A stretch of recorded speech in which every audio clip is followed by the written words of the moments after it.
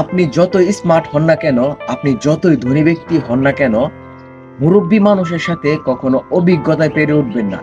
মুরব্বী মানুষের সাথে কখনো কথায় জিততে পারবেন না। চলুন ছোট্ট একটা গল্পের মাধ্যমে আপনাদেরকে উদাহরণ দিয়ে বুঝাই। গল্পটা হচ্ছে, একবার 12 জন ছেলে পেলে, ইয়াং ছেলে পেলে চিন্তা করে তারা ট্রেন দিয়ে ঘুরতে যাবে। তো তাদের কথা মতো তারা ট্রেনে করে ঘোরার জন্য উঠে বসে। 12 জন ছেলে একসাথে থাকবে, তাদের মাথায় দুষ্টামি আইডিয়া আসবে না, এটা হতেই পারে না। তারা চিন্তা করে ট্রেনটা কিছু দূর চলার পর ট্রেনের শিকল ধরে টান দিয়ে ট্রেনটাকে দাঁড় করাবে। আরেকটা কথা, ট্রেনের শিকল টানলে কিন্তু জরিমানা দিতে হয়। সো তারা আগে থেকে জরিমানার টাকাটা ম্যানেজ করে রাখে, সবাই 500 টাকা করে দিয়া 6000 টাকা একসাথে করে রাখে। এবং এটাও চিন্তা করে রাখে যখন ট্রেনের পুলিশ গুলো আসবে তখন আরেকটা মুরব্বী লোক সাইডে ছিল, তাকে ধরিয়ে দিবে। তারা 12 জন যেটা বলবে সেটাই সে বিশ্বাস করে নিবে। তারা 12 জন যেই কথাটা বলবে পুলিশ সেটাই বিশ্বাস করবে, এটা তারা ধরে নেয় এবং টাকাগুলো একসাথে রাখে। সো যেমন কথা তেমন কাজ। কিছু দূর ট্রেন চলার পর তারা শিকল ধরে টানে এবং যেখান থেকে শিকল টানে সেখানে পুলিশ আসে, জিজ্ঞাসাবাদ করে কে শিকল টানছে।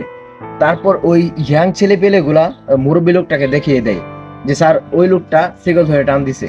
তারপর পুলিশটা মুরব্বী লোকটাকে জিজ্ঞেস করলো, আপনি বয়স্ক মানুষ হয়ে এভাবে শিকল টানলেন কেন? কি দরকার ছিল, কি প্রয়োজন আপনি টানছেন? এখন আমাদের সাথে চলেন। তারপর লোকটা বলতেছে, শিকল টানবো না তো কি করব? ওরা আমার 6000 টাকা নিয়ে নিছে। যদি বিশ্বাস না হয় আপনি চেক করে দেখেন। ওই ছেলেটার কাছে 500 টাকার 12টা নোট আছে, মোট 6000 টাকা আমার কাছে ছিল, সেটা তারা ছিনিয়ে নিছে, যার কারণে আমি শিকল ধরে টান দিছি। তারপর কি? তারপর লোকটাকে ছেড়ে ওই ছেলেগুলাকে পুলিশের সাথে করে নিয়ে যায়, ছিনতাইকারী বানিয়ে ফেলে। এবং নিয়ে যাওয়ার সময় ছেলেগুলা মুরব্বী লোকটার দিকে তাকায়। মুরব্বী লোকটা দাড়ি চুলকাতে চুলকাতে বলে, বাবা, চুল আর দাড়িগুলা এমনিতেই পাকে নাই। সো এটার দ্বারা আমরা কি বুঝতে পারলাম? অভিজ্ঞতায় কোনো সময় মুরব্বী মানুষের সাথে পারা যাবে না, এবং কথা দিয়ে কোনো সময় মুরব্বী মানুষদেরকে কাজ করা যাবে না। সো যেখানে তোমরা অভিজ্ঞতা ফলাতে চাও বা কথা দিয়ে জিততে চাও, সেখানে একটু বুঝে শুনে করবা। তোমার যতটুকু অভিজ্ঞতা আছে ততটুকুই করবা।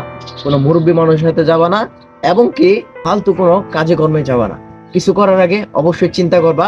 তুমি ভালো থাকবা, সুস্থ থাকবা। দেখা হবে পরবর্তী কোনো ভিডিওতে। আজকের জন্য বিদায় নিচ্ছি। আল্লাহ হাফেজ, টাটা।